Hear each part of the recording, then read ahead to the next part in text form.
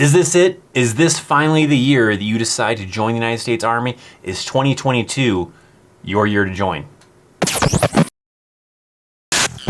Sometimes it really doesn't matter whether it's this year, next year, last year. Not a whole lot really changes for the most part, but there might be some factors in there that may be kind of weighing on you as far as making a decision if you're gonna join the Army this year, hold off for a little bit, or regret not joining last year. I don't really know. So we'll get into some things, but I mean, for the most part, I mean, it's gonna be no different, right? There's little factors here and there, and probably the first one is some new things, right? Things that are different about this year compared to last year. And the first one, of course, is the COVID-19 vaccine. If you're someone that does not want to get that vaccine, well, then probably the military isn't right for you. I mean, there are a lot of vaccines you have to get in the military. There are a ton. I mean, you're probably just gonna get a bunch alone in just basic training by itself, might less throughout your Army career. I mean, they keep up on your immunization records, and they know if you're behind on stuff, and you're gonna have to get those shots to get updated. So flu shots, yellow fever, tetanus, all sorts of crazy ones. And now adding to the list is that COVID-19 vaccine. So if that is possibly something that you just absolutely do not want to get, well, then probably the military isn't right for you. They do have like the medical waivers and the religious exemptions and all that stuff, but from what I'm seeing, that's pretty rare to get. I think for the Army, I don't think they've done any of the religious ones. They might have done medical ones, I don't know. I haven't done the full research as far as how many waivers they have done for the COVID-19 vaccine, but I'd imagine it's pretty small. From the little bit of research I have seen, it seems like it's pretty much either zero or a very small number of individuals that have been granted exemptions for a COVID-19 vaccine to not have to get it because of either religious reasons or medical reasons. So I probably would not count on you being able to get a waiver because it seems like that's a really tough thing to kind of get. Another thing that's kind of new about this year is the ACFT, the Army Combat Fitness Test, the new standard for how your physical fitness abilities are measured in the United States Army. This has been a huge thing going on since last year as far as, changes to it, how it's gonna be implemented, when it's gonna take effect, and they're still aiming for April 1st of 2022. There could be things that kind of still mess that up, right? If there's still more studies that have to be done or things that they feel that is just not kind of meeting the way they want to be fair to everybody. I don't really know. There's still a lot of talk here and there about, oh, do we change it to this way? Do we change it to that way? Kind of a thing. There's still kind of focused on the April 1st of making the ACFT the standard and going with it that way, but maybe some changes could happen, but I kind of doubt it.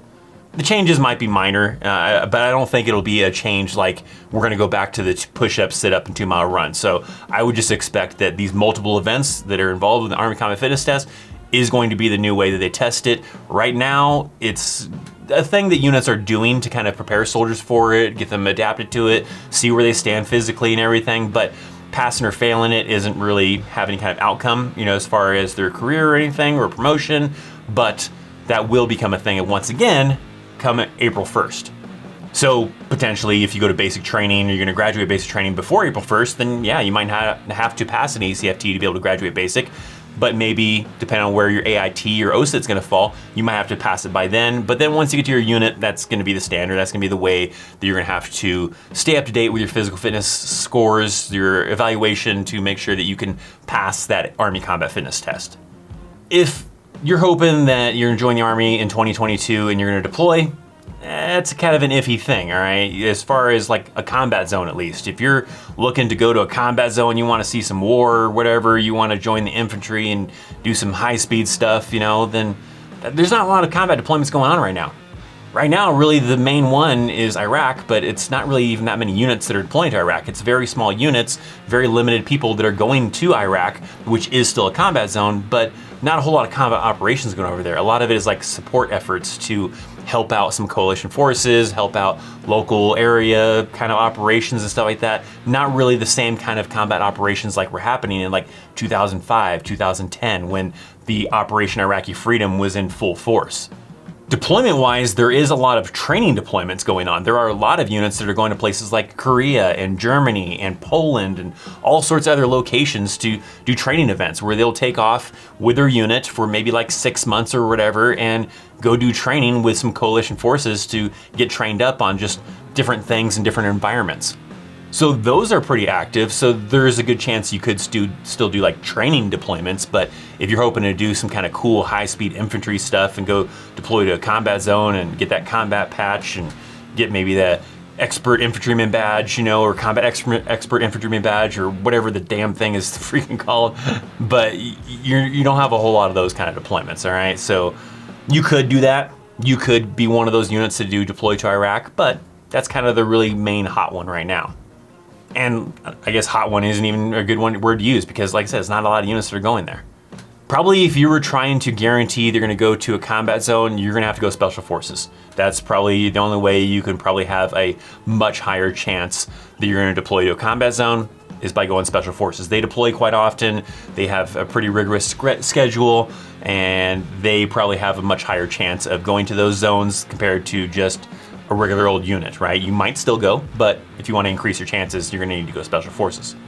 But I would still expect that there's a possibility you'll probably deploy to like some kind of other country to do like training deployments because that's pretty common, but don't expect to, a big chance that you'll deploy to a combat zone unless something happens, something could all of a sudden just get crazy and we all of a sudden are back at war with Afghanistan or Iraq stirs up or some other country, whatever. But currently, as I'm making this video, don't expect it to be a high possibility. One that I've seen people ask me before is like, should I join with the current president, right? Whether you like the current president or don't like the current president. My opinion, I don't really think it matters that much. It's not like you work directly for the president and you're like, oh, I hate this guy and I don't want to work around him, all that kind of thing. You're not gonna work around the president, okay?